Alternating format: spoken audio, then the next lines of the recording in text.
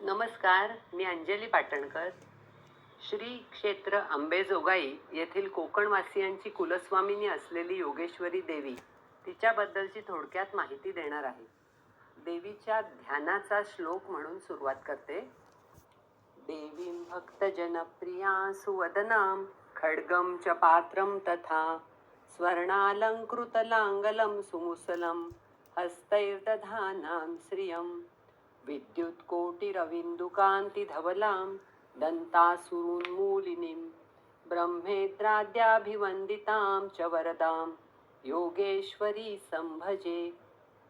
ह्या श्लोकात वर्णन केल्याप्रमाणे भक्तजनांची प्रिय अशी सुस्वरूप ही देवी, जिच्या हातात अनेक आयुध आहेत, त्यात पात्र म्हणजे वाटी आणि खड्ग आणि मुसळ ही प्रमुख आहेत. वाटी हे आयुध सद्धर्मचारिणी आणि सदाचारी भक्तांच्या पालनपोषणाचं प्रतीक आहे, तर खड्ग आणि मुसळ हे अधर्म आणि अनाचार यांचा नाश करण्यासाठी घेतलेलं आयुध आहे. ह्या ध्यानाच्या श्लोकात वर्णन केलेल्या देवीच्या स्वरूपात आणि सध्या आपणाला दर्शन होत असलेल्या देवीच्या स्वरूपात मात्र खूप फरक दिसून येतो. कारण याचं खरं कारण आहे, खरी मूर्ती ह्या श्लोकात वर्णन केल्याप्रमाणे असली तरी तिच्यावर पिढ्यानपिढ्या केल्या गेलेल्या शेंदूर विलेपनामुळे तिला सध्याचे स्वरूप प्राप्त झाले आहे आणि सिंहासनावर सध्या तिचा फक्त शिरोभागच दृष्टीस पडतो. त्यामुळं तिचं रूप काहीसं उग्र आणि भयंकर असल्याचा भास होतो. अर्थात अधर्मचारिणी दैत्य विनाशासाठी अवतार धारण केला असल्यामुळे तिच्या उग्र स्वरूपाचे दर्शन होणे हे स्वाभाविकच आहे. सदाचारी साधूजनांच्या संरक्षणाकरताच तिने अवतार घेतला आहे आणि अशा भक्तांवर ती निरंतर वात्सल्याचा वर्षाव करते. आता ही योगेश्वरी माता कुमारिका अवस्थेत आहे असं मानलं जातं. पारमार्थिक दृष्टीने कुमारी ह्या शब्दाचा विचार केल्यावर आपल्याला असे जाणवते की कुंवार म्हणजे निर्लेप आणि निष्कलंक आकाशासारखी स्थिती. आकाश हे जसे सर्वव्यापी आहे आणि कुठल्याही संगाचा त्याला लेप चिकटत नाही, सर्व चराचराचे ते संगी साथी असूनही ते पूर्णतः असंगी निर्लेप आहे. कुंवारपण म्हणजे शुद्धाती शुद्धतम अवस्था, 3 गुणांच्या पार असलेली अवस्था. योग साधनेत जे साध्य सार आहे ते अस्पर्शित राहणारे साक्षीत्व तेच हेच साक्षीत्व म्हणजेच कुंवारपण आणि सदा सर्वकाळ अशा साक्षीत्वात राहणारी ही जी ईश्वरी शक्ती आहे तिचं नाव योगेश्वरी आहे. रुद्रयामल या तांत्रिक ग्रंथात या देवीच्या सहस्रनामांमध्ये अंबापूर संस्थानां पातु योगेश्वरी देवी असा उल्लेख आहे. शिवाय मूलादिवासिनीं चंब अंबापूर निवासिनी म्हणजेच या मूलस्थानी ती अवतरित होऊन निवास करते असं दर्शित केलं आहे. म्हणजेच हे पार्वती किंवा अंबामातेचं हे मूळ पीठ आहे. त्यानंतर निर्माण झालेली महाराष्ट्रातील 3.5 शक्तिपीठ अर्थातच वणीची सप्तशृंगी, माहूरगडची रेणुकादेवी, कोल्हापूरची महालक्ष्मी आणि तुळजापूरची तुळजाभवानी होत. योगेश्वरी देवीचा स्थापना काळ साधारण 1500 वर्षापूर्वीचा मानला जातो. बीड जिल्ह्यातील अंबेजोगाई ही कोकणस्थांची कुलस्वामिनी कशी या संबंधित अधिकृत ऐतिहासिक पुरावा मिळत नसला तरी लोककथातून त्याचा उलगडा भक्त भाविकांचे समाधान करणारा आहे. पहिल्या कथेनुसार असं मानलं जातं की योगेश्वरी त्रिपुर सुंदरीचे बालपण कोकण प्रांती गेले आणि लग्नाच्या वयात येताच तिचे परळीच्या वैजनाथाशी लग्न करून देण्याचे निश्चितही झाले. परंतु त्रिपुर सुंदरीला हा विवाह मान्य नव्हता. कारण एका जन्मामध्ये तिला वैजनाथ आणि तिचे पूर्वीचे स्वरूप आठवत होते की जेव्हा तिचा महादेव हा पती होता आणि त्या जन्मात महादेव आणि पार्वतीने भगवान श्रीरामाची केविलवाणी अवस्था पाहिली होती. सीतेच्या विरहामुळे वेडापिसा होऊन श्रीराम सीतेच्या नावाने आक्रोश करीत होता, तेव्हा आदिमाया भगवती पार्वतीला त्याचं हे वागणं मुळीच पसंत पडले नाही. ती भगवान महादेवांना म्हणाली, अहो, राम हा पूर्ण ब्रह्म आहे, पण तो किती अतिसामान्य माणूस आहे. त्याला हे नाही का कळत आहे की कुठे आहे गेली आपली पत्नी. यावर भगवान शंकराने पार्वतीकडे पाहून मंदस्मित केले आणि ते तिला म्हणाले, अगं, राम हा परिपूर्ण परब्रह्म आहे, पण त्याने सध्या मानवी देह धारण केलाय, त्यामुळे तो मानवी भावनांचे खेळ खेळतोय, ही त्याची लीलाच आहे. परंतु पार्वतीला मात्र महादेवांचा हा विचार पटला नाही.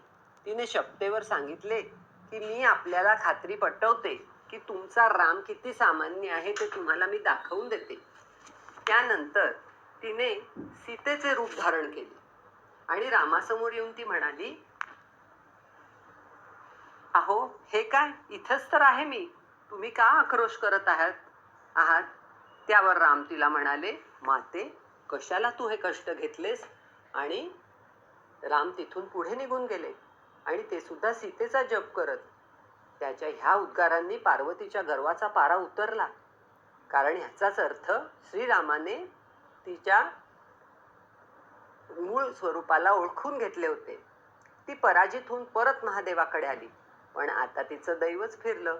महादेवांनी तिला आपल्या कुलदेवतेच्या म्हणजे सीतेच्या रूपात पाहिलं आणि त्यामुळे ते तिला आपली पत्नी असे मानेनात.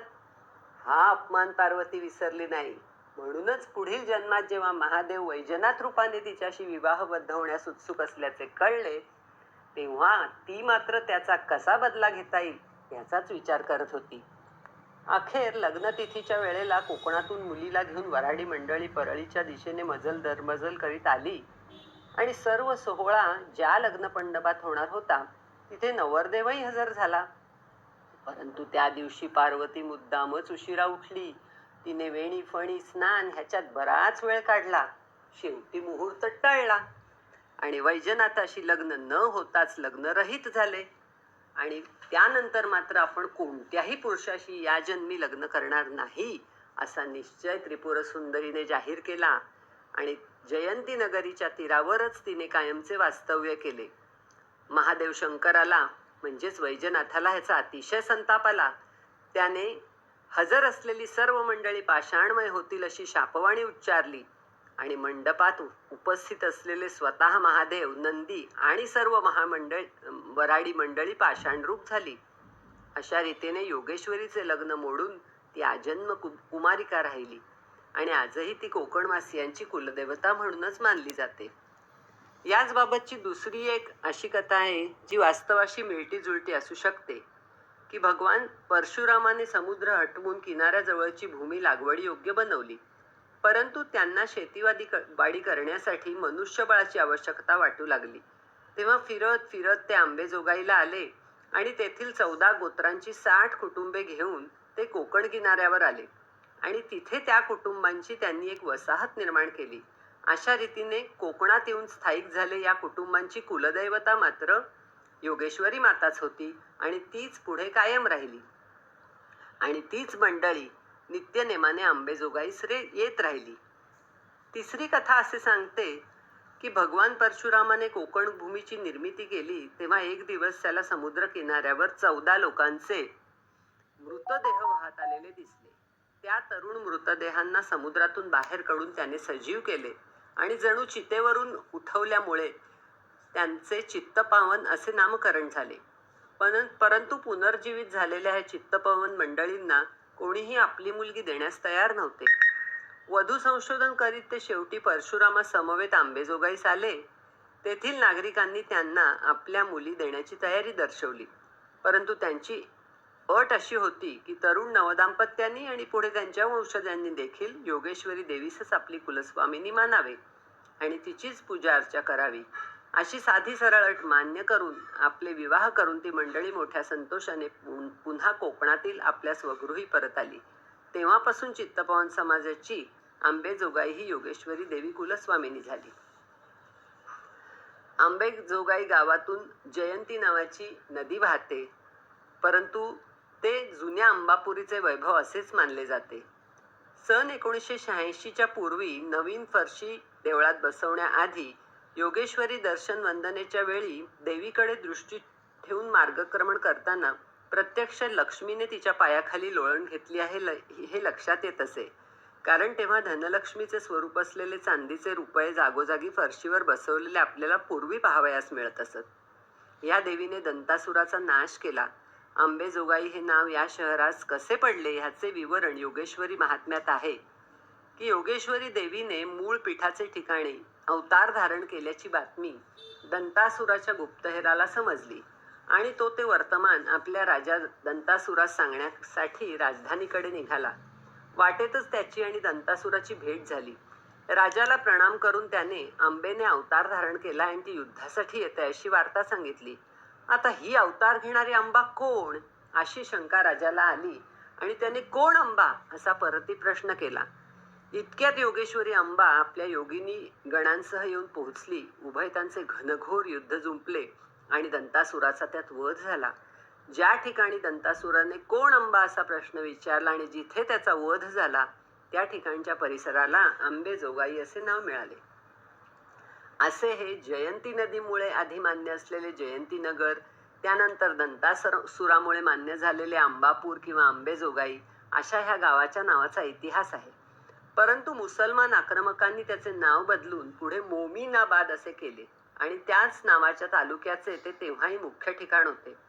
पुढे निजामाचे राज्य भारतात विलीन झाल्यानंतर पुन्हा या नगरीला अंबेजोगाई हेच नामाभिधान प्राप्त झाले आहे.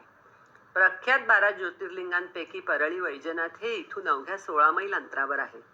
योगेश्वरी मंदिराच्या आजूबाजूच्या परिसरात आद्यकवी मुकुंदराज स्वामी मंदिर, दासोपंत स्वामी मंदिर, घाट नागनाथ मंदिर, रेणुका माता मंदिर, हत्तीखाना, मूळ जोगाई मंदिर, जोगाईचे माहेर, खोलेश्वर मंदिर, बाराखांबे मंदिर, सावतामाळी मंदिर, बडा हनुमान मंदिर, पाताळेश्वर मंदिर, शनी मंदिर, संतोषी माता मंदिर, काशी विश्वनाथ मंदिर, थोरले आणि धाकटे देवघर इत्यादी अनेक पूजास्थळे आहेत.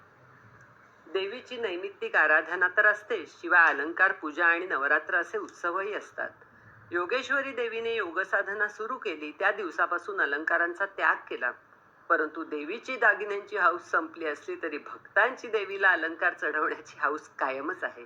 भक्तांनी देवीसाठी निरनिराळे अलंकार घडवले आहेत आणि अलंकारांनी नटलेल्या त्या जगन्मातेचे रूप मार्गशीर्ष आणि अश्विन महिन्यात होणाऱ्या उत्सव प्रसंगी डोळ्यांचे जणू पारणे फेडते.